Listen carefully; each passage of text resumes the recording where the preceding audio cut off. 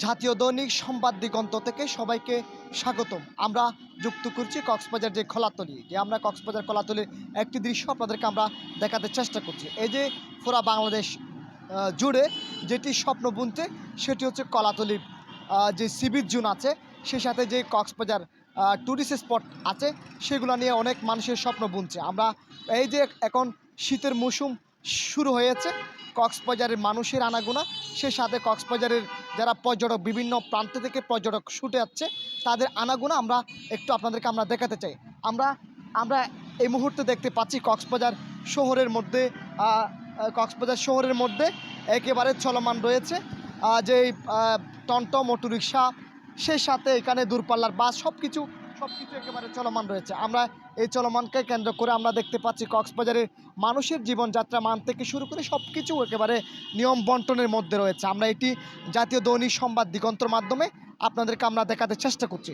এখানে আমরা দেখতে পাচ্ছি কক্সবাজারের হোটেলের তথ্যতেই আমরা যেটি তথ্য পেয়েছি সেটি হচ্ছে এখানে 500 শতাধিক মোটেলকে কেন্দ্র করে 250 শতাধিক মোটেল এখানে যে বুকিং রয়েছে। এখন প্রায় মৌসুম শুরু হয়েছে, এই মৌসুমকে কেন্দ্র করে অনেক মানুষের দল নেমছে, সে সাথে অনেক পর্যটকদের আনাগোনা দেখা যাচ্ছে।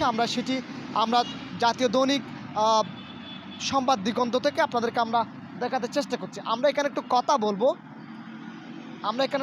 বলবো একজনের সাথে, সেই যে পর্যটকদের কেমন আনাগোনা অর্থাৎ দেখতে পাচ্ছি, আমরা একটু কথা বলতে চেষ্টা করব।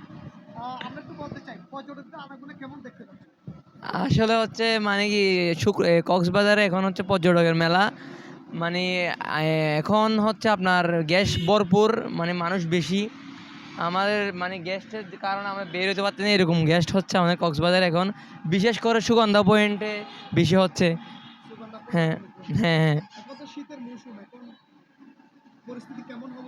পরিস্থিতি তো মানে কি কক্সবাজারের শীতকাল মানে তো ব্যবসার মেলা, হোটেল জোনের ব্যবসায়ীদের মেলা হবে শীতকাল মানে, এই আর কি। যে আমাদের এখন শিল্প বাণিজ্য মেলা হয় না, বাণিজ্য মেলা হলে আরও বেশি হবে, মানুষ এখানে থাকার জায়গা পাবে না কক্সবাজারে, একটু এই আর কি।